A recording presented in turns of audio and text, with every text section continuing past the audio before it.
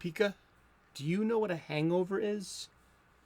No. It means I was drunk last night. That's right, pre-recorded live before a studio audience of stuffed animals from our Boston studios. It's the Comics Coffee Table. Pull up a chair, take a break, leave the real world's problems behind you for a couple of minutes every day. And take your mind off your mind. I'm going to need more coffee, huh?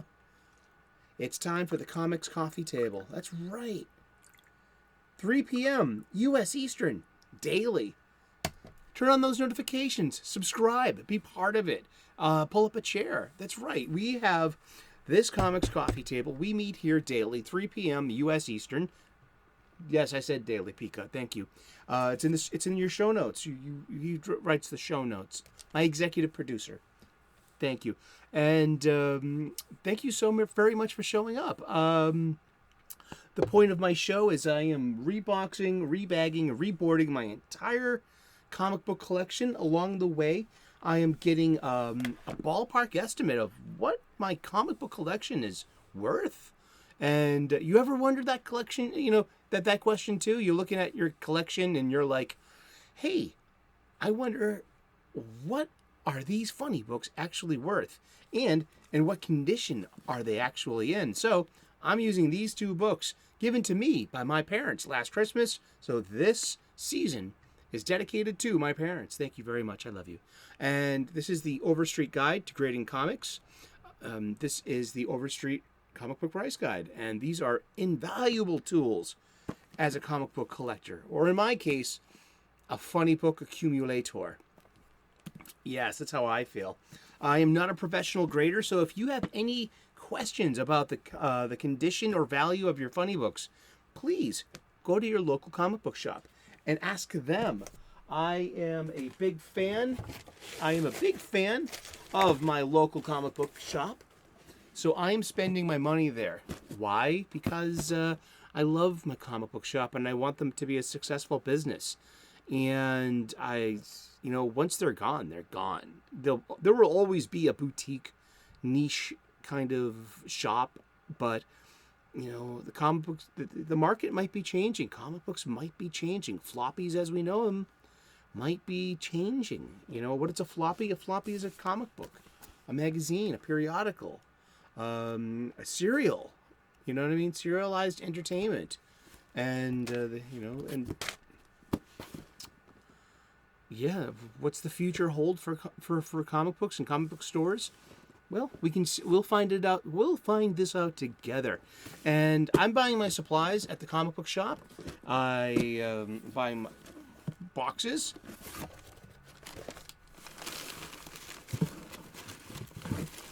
acid-free boards,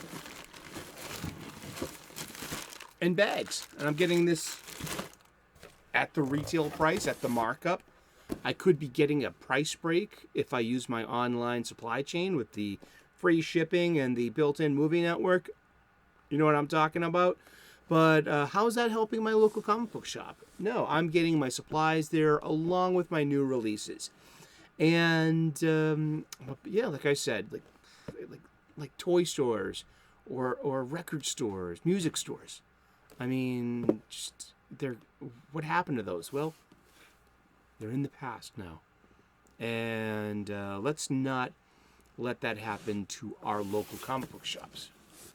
Only together and showing up and spending our money there and our time can we make this happen for our beloved funny book bodegas. This is tomorrow's episode. This is new releases bought on Wednesday. And what is going on today? We are going through my comic book convention, Comics Hall. There was a comic book convention, a legit comic book convention, the Boston Wicked Comic Con last weekend. And I hence pre-recorded live before a studio audience of stuffed animals. I'm going to do Sunday's haul. I already did last Saturday's haul. And so this is the comic books I picked up from the dollar bins. And by then, too, it was like, by later in the day, things were marked down to a quarter. So I got, I've only spent, I'll save this one for last. The only comic book I didn't buy from the dollar bins was a being reunited with after a very long time. It's a story in itself. We'll get there. But yeah, here's my stack of... you come to the Comics Coffee Table, there's a stack of books waiting for you to peruse. And there was the coffee table was always where me and my friends would hang out. There was a stack of movies, a stack of music, a stack of books, and always a stack of comic books. We'd always be trying to turn each other on to and read each other's stories and talk about them. And that's the spirit lives on here today with our very own Comics Coffee Table. You can always hit those notifications, and I swear, sooner or later, you'll figure out how to tell time. Hey, it must be 3 p.m. in Boston. The show is on. Oh, look at my wrist. Thank you so very much. And it's good to see everyone in the live chat. If I'm able to make the live chat premiere, I'm happy to do so. Sometimes I'm a chef, so sometimes I got to work late. I take public transportation, so sometimes I'm stuck in the subway. And Boston is having a legendary bad time with its public transportation network and system. Everything's like very slow. On the subway these days, and it's on purpose. They're a slowdown zone, so I'm literally like down in the tunnel, like trying to get like some Wi-Fi bars to, to tune into my own show at 3:00. If I'm on street level, that's a completely different story. And yeah, so here we go. Ooh, look at that, Vika. It's coming right for us. Ah, it's a 3D funny book. Look. I got this from either the quarter bin or the dollar bin. It's just, they were just, at the end of the day, they're just marking the prices down, just so they can get rid of, as much as they can and make as much money as they can, these vendors. So I got a stack of comic books, and this is Miss Tree from 1985. This is from Renegade Press. Let's look at the Indicia colophon. Every comic book has one. Well, it should. Here we go. There is published 12 times a year. There we go. Number 1, August of 1985. I was 12 years old when I had this. I also had something called AV in 3D, which had a mystery 3D. It was a wow. Hey, hubba hubba. There you go.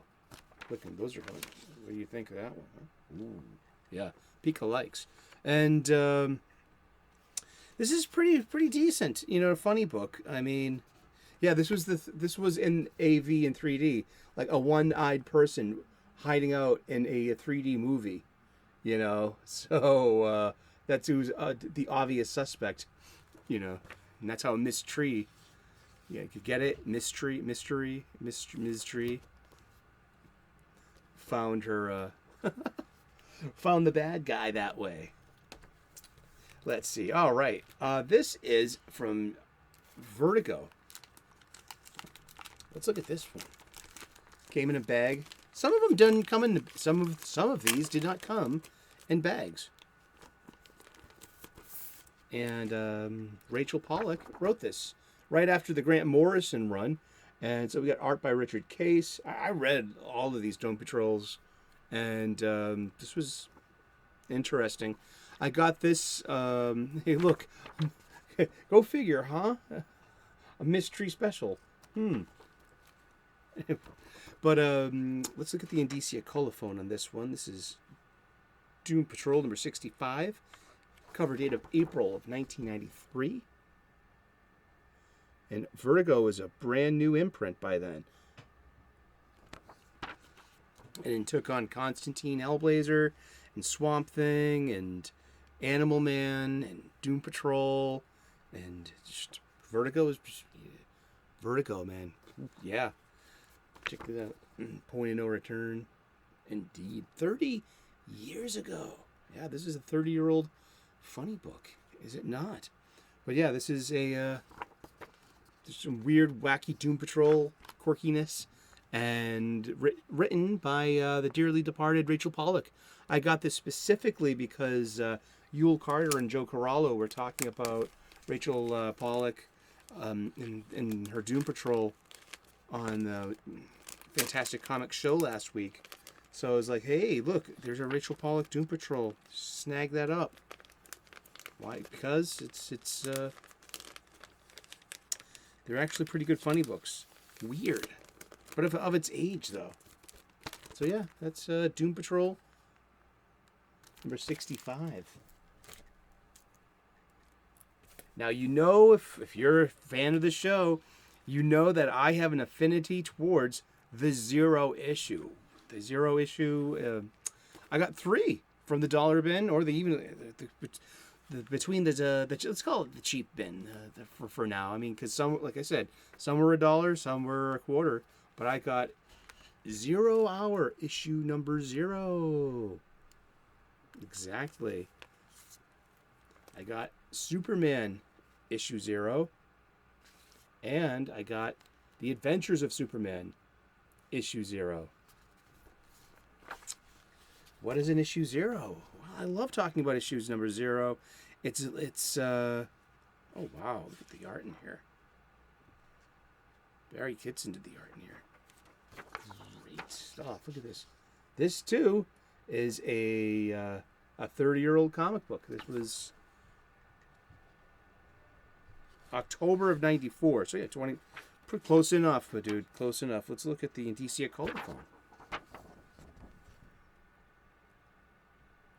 The Adventures of Superman 0. Yeah. What is a 0 issue? Oh, Saved by the Bell. The new class. Teen NBC. Oh my goodness. Yeah, huh? For the Super NES and the Genesis. Video game ads. I love it. And look, Stridex. Who are comic books being advertised to and marketed to? I wonder. Peer Pressure Part 2. Strange for a 0 issue to be a Part 2 in a...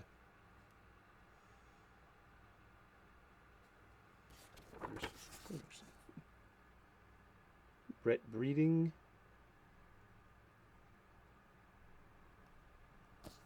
You never heard of him. Indeed, but Dan Jurgens doing the writing. Oh, look. The Weird Science TV show.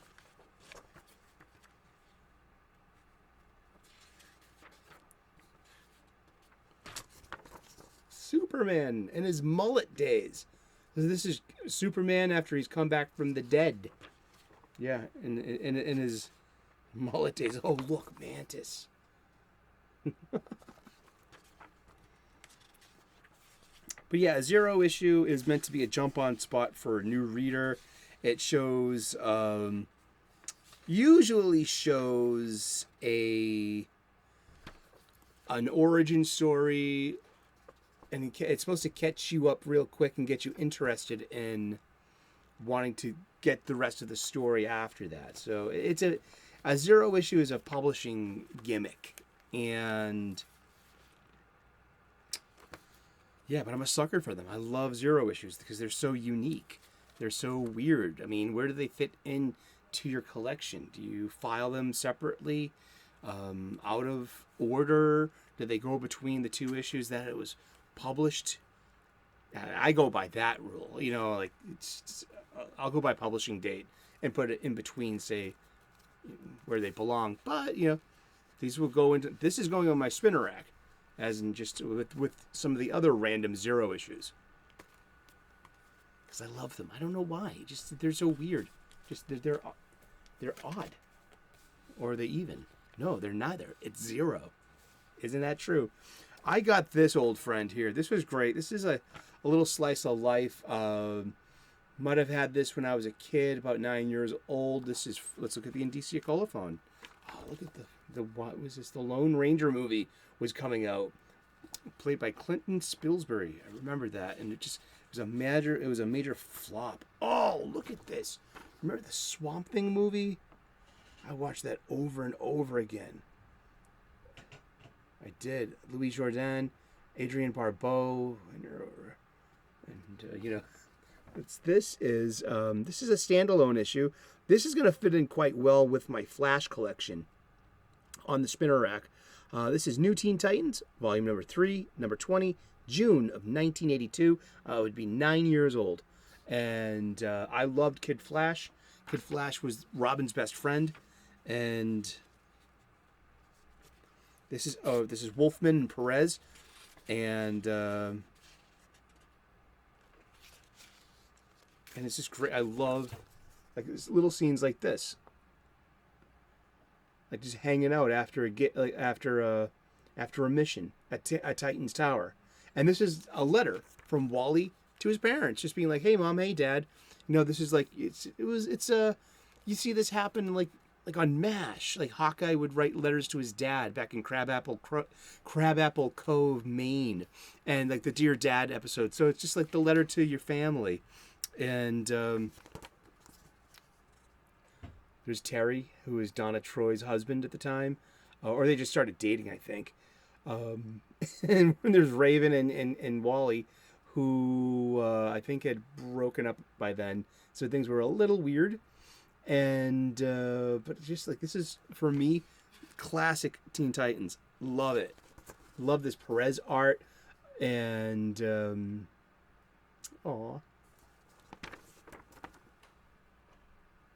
so cool.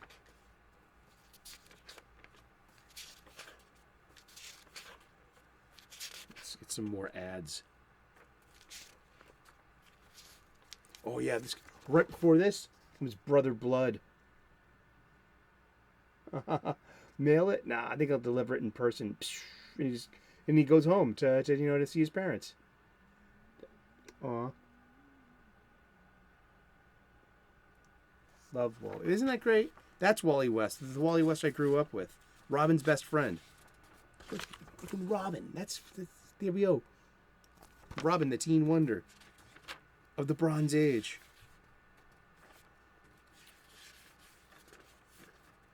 This is some good stuff. And you hey, talk about self-inserts. That's George and this Marv. Ain't that cool? And if you're a fan of the show, you know that I have a huge affinity towards the Columbia Formula 10 Speed Racer contest banner ad that was on the top of Marvel comic books. Fall 1981, winter 1982, and I got these two for $0.25 a piece. Yeah. Nice, huh? I don't have these. These are going in bags, boards, and on the spinner rack with the rest of the Formula 10 issues. I love them. I love these ads. I never had a chance to get these Legos when I was a kid. These were big kids Legos. Like very functional Legos. Look at this Dungeons and Dragons ad. TSR. Oh my goodness. Aw. Watch. Oh, look at all the inherent racism. Miss me with that. Seriously. Oh no. Scantily clad girl. Oh, the objectification. Oh no, the objectifying. I wasn't a Dazzler fan, but yeah, she was huge in the Marvel world. She was kind of like, imagine if like Lady Gaga had was her secret identity when she was really one of the X-Men. And then we got an issue with Thor. The Thunder God and the Bi Beast. I mean, that has a different connotation 40 years later, doesn't it? It's just you couldn't.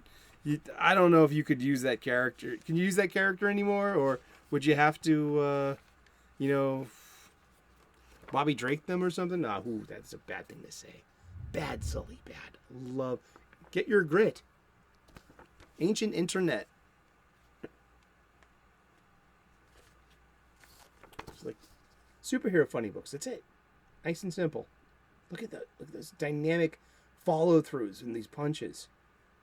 These are great action sequences.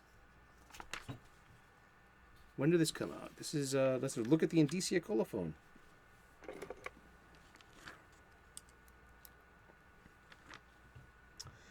Thor, Volume 1, number 315, January of 1982. Yours truly. It's just turned 9 years old. I was 8 years old when I started getting these. There you go. See, Jim Shooter, editor-in-chief. You know that it's his kid that's been riding the 10-speed racer. If I ever meet Jim Shooter at a con, you know I'm going to be asking him. So, who won? I want to ask him who won the Columbia racer, and it was really his kid. I got this for the Jean-Paul Leon. He's passed away, but it's just a Dark Horse comic. RoboCop. They made pretty good comic books back then.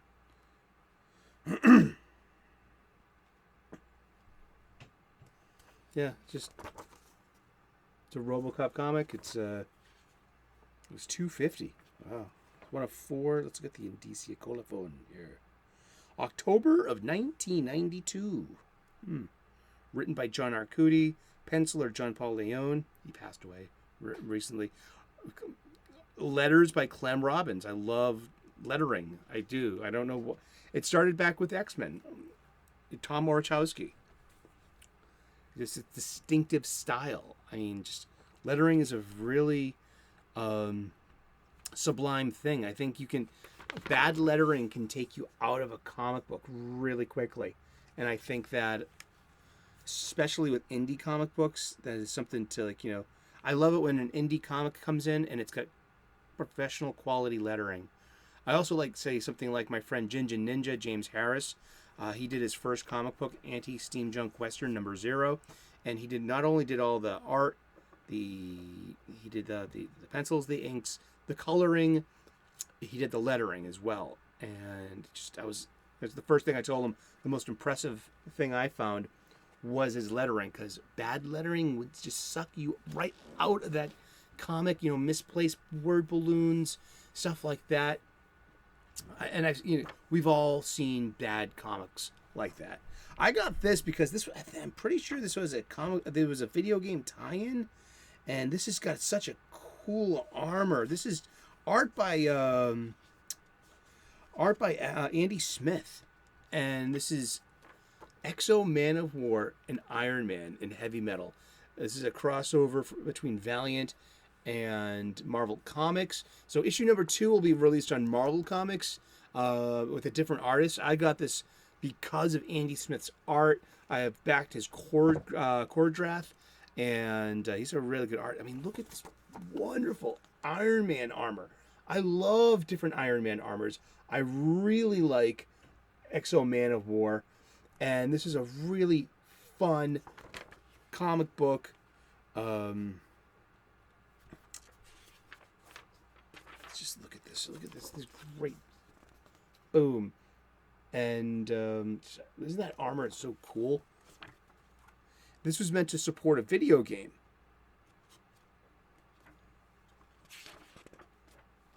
It's got some. Because video games were like I said. Like we look at these at the ads of this era. Who were these comic books being sold to? Well,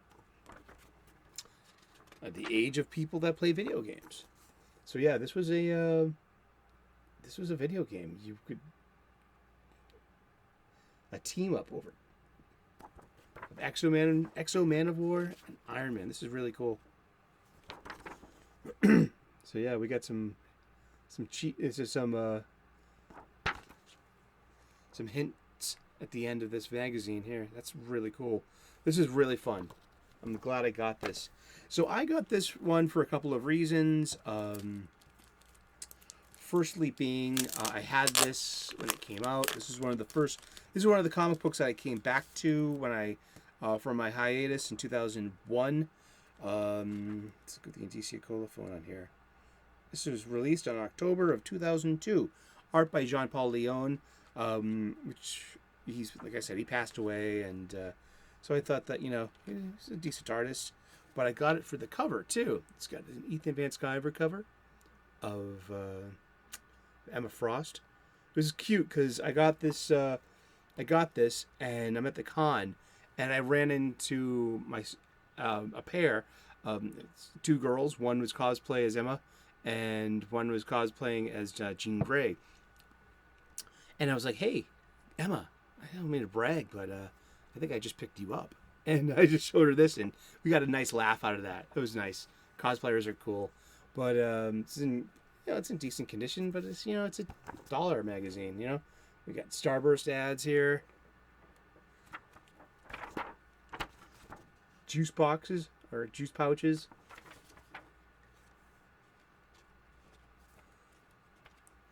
Yeah, and this is where it begins. Cyclops starts having an affair with with Emma Frost, and a psychic affair. They're having a full-blown virtual affair in each other's minds, and so this is what started. This is what started the big power couple of of Scott Summers and Emma Frost. Yeah, and that ran for a long time. So yeah, X-Men 131. Got it. Yeah, it was in the dollar bin. So I was like, you know what? I like you. I got a space for you. And we're gonna wrap this up with the only comic that I did not buy in the dollar bin. I got this for full price on purpose because it was on my list. I'm gonna bust this out. I'm proud to be reunited with this old friend. I got you for $9. You're a decent. You're in decent condition. Indicia Colophone. June of 1983. I was 10 years old. I'd be 11 in November. So I was 10 years old. I went to the local comic book shop regularly at that time in downtown Boston, Massachusetts. Superhero Universe 3. The corner of Winter and Washington Streets, and this was the first issue of X-Men I bought that made me a regular X-Men monthly buyer till about Fall of the Mutants. And I was kind of intermittent until Onslaught, and I was really big into Extinction Agenda and the original Age of Apocalypse. But by the time Onslaught came, I was kind of done with comics in general for a while. I was in my early 20s. I was doing different things, working all the time. And so, I kind of lost touch with comics for a little while until 2001 when I came back with New X-Men by Grant Morrison and Judd Winnick's Green Lantern. But this is Uncanny X-Men number 170. June of 1983 cover date, and this is where a depowered Storm hey, look, the melodramatics of Scott Summers' love life once again. Madeline Pryor, who ended up being a clone of Jean Grey. And see, they've got turkey's done. The Morlocks underneath New York City, a mutant community of like visually, mutated mutants that don't fit in, that can't fit in the outside world because they appear to be grotesque and they can't pass as human. Therefore, they're treated as second-class citizens. So they live in a community under New York City, in like this giant homeless community or unhoused community. And so they've got the X-Men, most of the X-Men captured here. And it comes to the point where the only way out and to save Angel is for Storm to accept the challenge.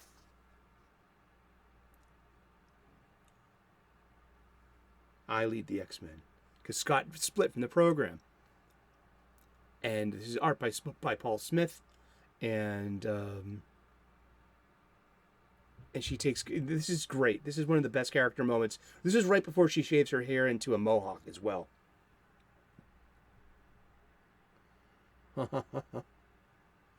And it's a knife fight between Storm and Callisto, the leader of the Morlocks. Now there's a healer standing by. Don't worry. But Storm steps up and becomes, as leader of the X-Men, protects her team. And she kills Callisto. Also, so now she becomes, because of the rite of combat, she becomes the leader of the Morlocks. I never expected that. That was her mistake. Look, that's just, I love that moment. This is one of my favorite Storm stories, and this got me to be a monthly buyer, all the way up until Fall of the Mutants. Yeah, and I'm so happy to be reunited with this. We got to wrap this up. We've been talking for a while now. Thank you so very much for tuning in today. God bless. Namaste. Good luck. Please like and subscribe. I would love to earn your subscription. We talk about comic books daily. Look, video game ads and comic books. Who are these things being advertised to? I wonder. Thank you so very much for tuning in today. I would love to earn your subscription, so please click on those notifications, ring that bell, be part of this. We meet here at our Comics Coffee Table daily at 3 p.m. U.S. Eastern, and we take our minds off our minds, we leave the real world over there, and we talk about comic books for a couple minutes a day. Thank you so very much for joining us. God bless. Namaste. Good luck. We will see you again tomorrow in those funny pages. Ciao. Bye-bye.